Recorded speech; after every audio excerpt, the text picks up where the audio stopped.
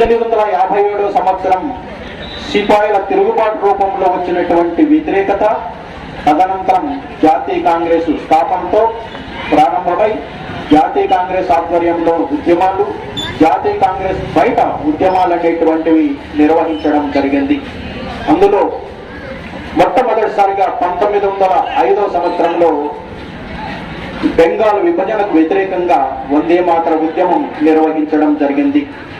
తదనంతరం 1916 సంవత్సరంలో home rule ఉద్యమాన్ని అనిబిషెట్ ఆధ్వర్యంలో నిర్వహించడం, 1920 సంవత్సరంలో మహాత్మా గాంధీ ఆధ్వర్యంలో జాతీయ కాంగ్రెస్ సహాయ నిరాకరణ ఉద్యమాన్ని భారీ ఎత్తున భారతదేశంలో బ్రిటిష్ వారికి వ్యతిరేకంగా నిర్వహించడం జరిగింది.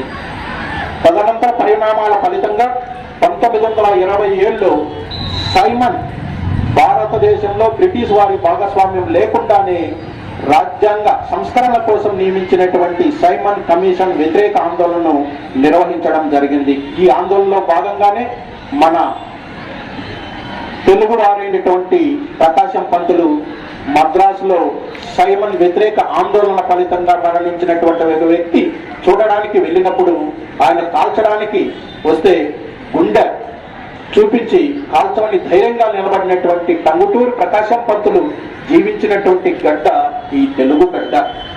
తదనంతరం 1930 సంవత్సరంలో శాసనోల్లంఘన ఉద్యమం అనేటువంటిది నిర్వహించడం జరిగింది.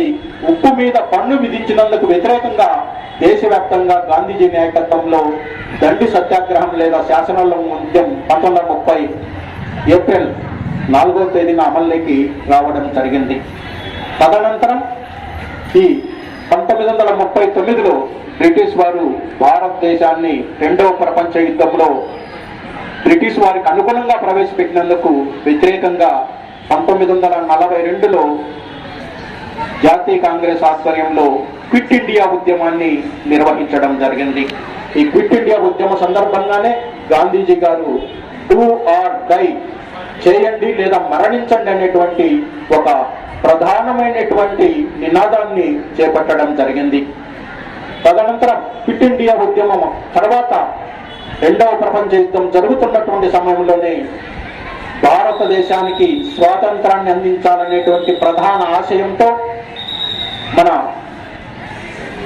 ముద్దు బిడ్డైనటువంటి దేశానికి సుభాష్ చంద్రబోస్ నాయకత్వంలో బ్రిటిష్ వారి సైన్యంలో పనిచేసి నటువంటి భారతీయులు ఆధ్వర్యంలో జాతీయ సైన్యాన్ని రూపకల్పన చేసి సింగపూర్ నుంచి భారతదేశాన్ని బ్రిటిష్ కబంధాస్తాల నుంచి విడుదల చేయడానికి జాతీయ సైన్యం ఆధ్వర్యంలో ఆజాద్ హింద్ ఫౌజ్ ఆధ్వర్యం ద్వారా నిర్వహించడం జరిగింది.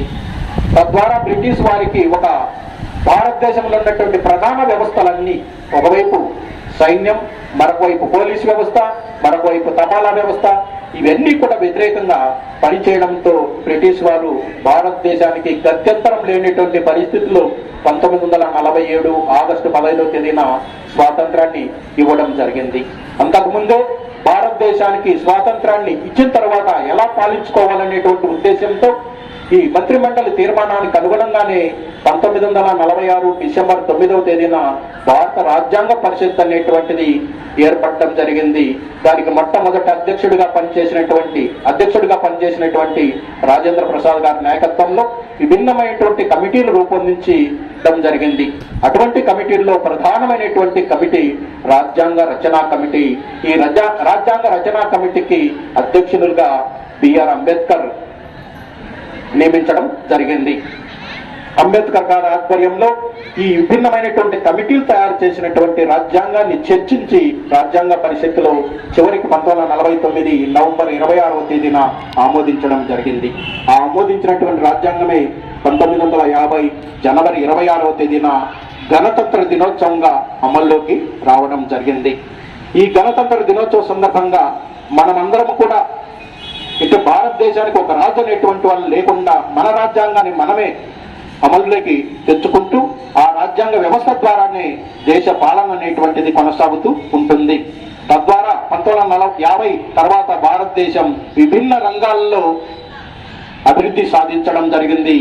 భారతదేశాన్ని వెన్నెముకమైనటువంటి వ్యవసాయ రంగానికి మూల పురుషులైనటువంటి వ్యవసాయదారులు నిరంతరం శ్రమిస్తూ ఈ దేశాన్ని స్వయం సమృద్ధి పథంగా నడిపించి ఆకలి లేనటువంటి దేశంగా తీర్చిదిద్దడంలో ప్రధాన పాత్ర పోషించారు వ్యవసాయదారులు.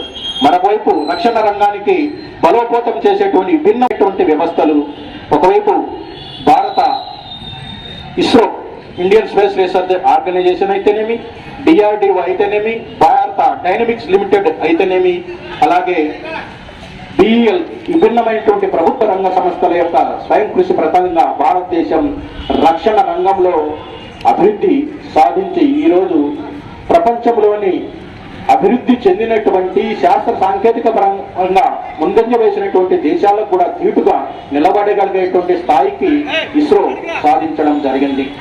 అలాగే రక్షణ వ్యవస్థకు డిఆర్డిఓ చేసినటువంటి నిరంతర కృషి ఫలితంగా అగ్ని, త్రిశూల్, నాగు, పృథ్వీ వంటి క్షిపణులు రూపొందించి విదేశాలకు మనము ధీటుగా మన రక్షణ వ్యవస్థను, మన దేశ రక్షణ రంగాన్ని బలోపేతం చేసుకుంటూ ఉన్నాం.